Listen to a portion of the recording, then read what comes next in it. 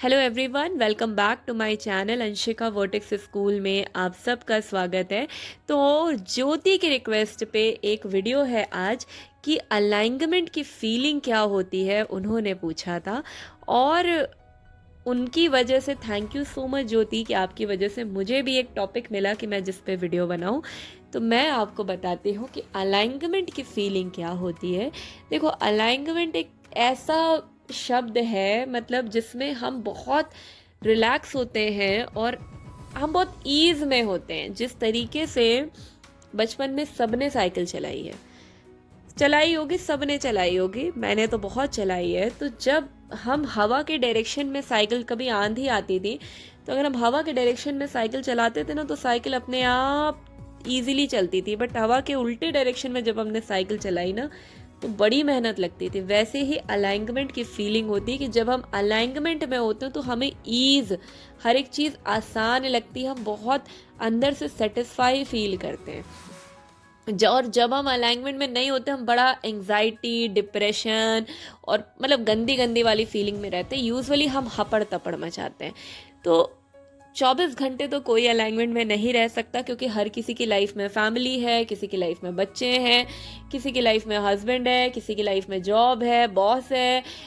चारों तरफ ऐसे ऐसे लोग हैं जो आपको आउट ऑफ अलाइनमेंट करते हैं।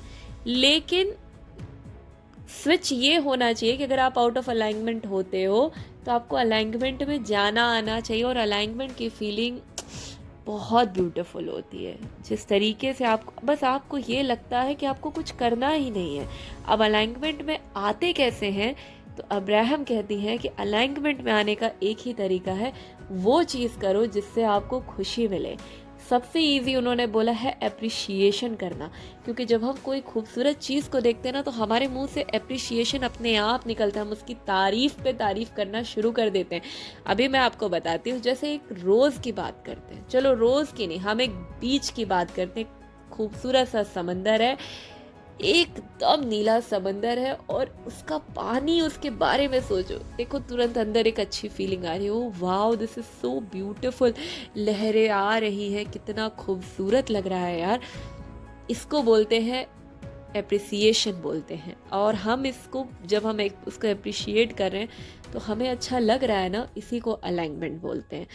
फिर दूसरी, ये सबसे ईजिएस्ट वे है अलाइनमेंट में आने का। दूसरा ये भी तरीका है कि जब आप बहुत परेशान हो, जो मेरा एक पर्सनल, मतलब जो मैंने किया है कि जब मैं बहुत ज़्यादा परेशान रही हूँ तो उस वक्त रैम्पेज ऑफ एप्रिसिएशन भी काम नहीं करता। क्योंकि रैम्पेज ऑफ एप्रिसिएशन तभी काम करता है जब हम मतलब तुरंत उस फीलिंग को पकड़ लेते हैं, लेकिन हम बहुत ज़्यादा ही आउट ऑफ अलाइनमेंट हैं तो उस वक्त ईश्वर के सामने जाओ, दोनों हाथ ऐसे ऊपर करके कहो हेल्प मी, अब आप ही मदद करो।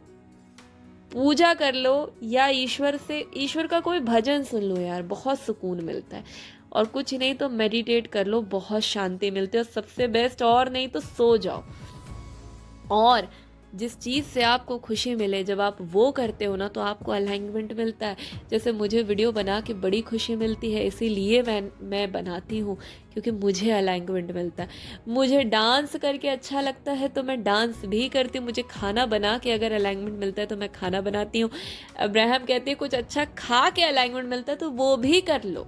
जिस चीज़ से खुशी मिले वो करो, क्योंकि अलाइनमेंट में आना बहुत ज़रूरी है। क्योंकि जब आप अलाइनमेंट में होते हो ना तो दुनिया सच में बहुत खूबसूरत लगती है और आपको हर काम आसान लगता है। इट्स लाइक आपको ज़ीरो एफर्ट देना होता है और आपका काम यूनिवर्स करते हैं। और जब आप आउट ऑफ अलाइनमेंट जाते हो ना तो कोई भी काम ईजिली नहीं हो पाता। तो अलाइनमेंट की फीलिंग यही होती है कि जिसमें आप बस बहते चले जाते हो, फ्लो में बहते हो और हर चीज़ अपने आप होती है। और आपको तब लाइफ ना स्ट्रगलिंग नहीं लगती, आपको लाइफ जीने में मज़ा आता है। और फिर आप भी कहते हो यार ज़िंदगी जीने में ना सच में मज़ा आ रहा है।